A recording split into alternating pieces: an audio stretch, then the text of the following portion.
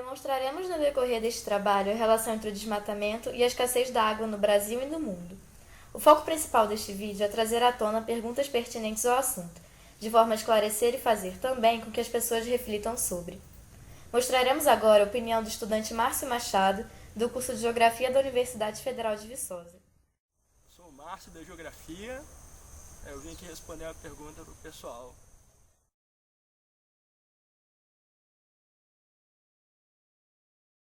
Então, eu acho que a grande relação que eu vejo entre desmatamento e escassez de água, falta, etc., tem a ver com desmatamento de encostas, topo de morro e esse tipo de coisa.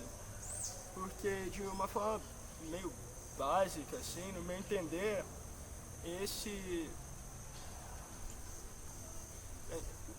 esses elementos de paisagem eles são muito importantes para a absorção de água para o solo e para que elas depois venham a surgir em rios e etc. Então, quando você tira essa camada de vegetal e etc., você vai estar prejudicando a absorção de água pelo solo, entendeu?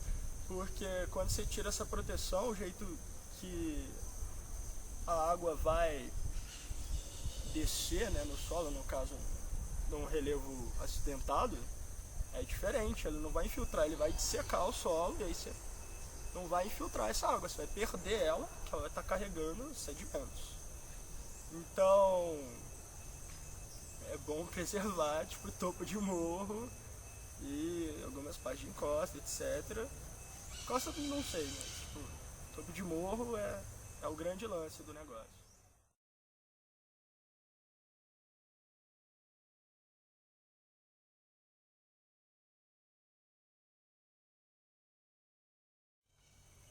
Eu acredito que é mais viável, mais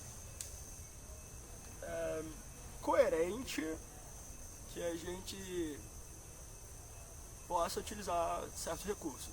No caso, esses que a gente está falando. A gente pode usar os recursos sim, mas isso aí de forma planejada e etc. Porém, se a gente não tocasse neles, as coisas iam durar muito mais tempo, só que existem necessidades, né? Por exemplo, quando a gente está falando de comunidades que são tradicionais, etc., esses tipos de recursos são muito importantes. E se você proíbe eles de usarem eles, sendo que eles já usam, a maioria das vezes, de forma sustentável, você vai estar ferrando com o modo de vida deles. E isso é muito complicado. Um grande exemplo disso que eu tive algum contato é lá em Araponga, né, na Serra do Brigadeiro, quando eles instituíram a cota de altitude para poder criar o parque, etc.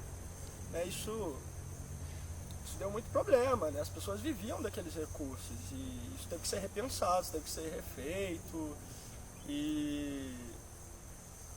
Então, para que todo mundo viva bem, para que as coisas, tipo, as comunidades continuem se mantendo, né, do jeito que elas sempre viveram e tal, é importante que a gente possa utilizar recursos, sim. Então, é isso aí. Mostraremos agora a opinião do professor doutor Erli Carlos Teixeira Dias, coordenador da área de ambiência do curso de Engenharia Florestal da Universidade Federal de Viçosa e especialista em hidrologia. Olá, meu nome é Erli Carlos Teixeira Dias, sou professor do Departamento de Engenharia Florestal da área de Hidrologia Florestal e Manejo de Bacias Hidrográficas.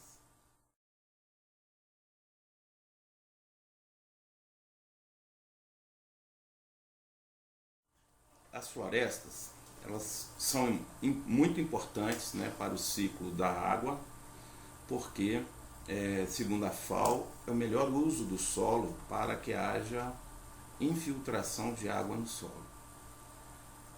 As florestas nativas, né, que ocupam principalmente a área de recarga, então cumpre esse papel de proporcionar uma boa porosidade do solo, diminuir a energia cinética das gotas de chuva que chegam até o solo e ainda armazenar uma grande quantidade de água na serrapilheira, né, que são os resíduos da própria floresta, galhos, folhas, tudo que cai ao solo e se armazena ali, esse material, a serrapilheira, tem um potencial muito grande de reter, de armazenar água e, posteriormente, liberar essa água lentamente para o solo.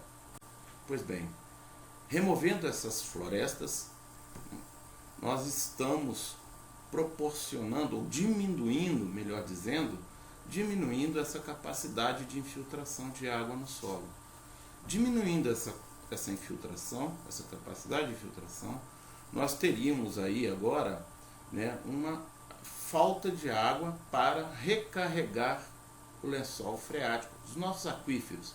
Vou dizer um exemplo.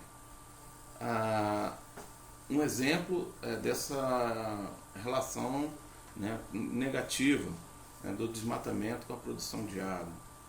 Aqui a bacia de São Bartolomeu, bastante tempo atrás, ela possuía o dobro da vazão no período de estiagem que existe hoje.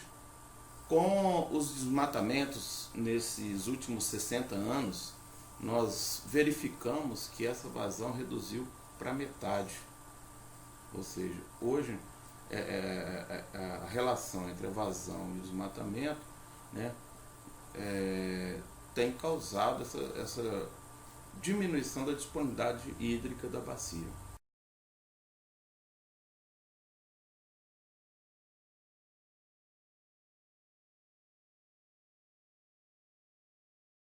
Primeiramente é importante dizer o seguinte, que o nosso território, para fins, né, de entendimento da distribuição de água, deve ser analisado por bacias hidrográficas. Então nós trabalhamos, a unidade territorial que nós trabalhamos, né, é a bacia hidrográfica. Então, dentro desse aspecto, analisando a bacia hidrográfica, nós temos uma ferramenta muito útil, e de pouco conhecimento das pessoas, principalmente de leigos do assunto, né, que é o manejo de bacias hidrográficas. A partir do manejo de bacias hidrográficas, nós conseguimos buscar a produtividade da bacia em termos de recursos econômicos, que é o que o produtor, o proprietário precisa, e conseguimos conciliar essa produtividade da bacia com a produção de água, que é o que todos nós precisamos. Então nós com o manejo dessa bacia conseguimos conciliar essas duas coisas, a produtividade e a produção de água. Conseguimos também uma terceira coisa muito importante, que é a preservação dos recursos naturais. E indicamos também as APPs, principalmente as APPs de curso d'água, as nascentes, os cursos d'água. Essas APPs devem também permanecer com a floresta, se já existe, e se não existe, deve ser recuperado. Então, dessa forma, nós temos o chamado corredor ecológico, ligando as nascentes com as florestas, por exemplo, de topo de morro, né? Então, o manejo de bacias hidrográficas é uma ferramenta muito útil que pode utilizar nessa divergência, né, de opiniões aí, de produtividade e de preservação, né? Então, já uma vez que ela une essas duas coisas. De acordo com o que foi apresentado, podemos concluir que é preciso conservar nossas florestas, desmatando de modo sustentável, para utilizar os recursos florestais visando as futuras gerações.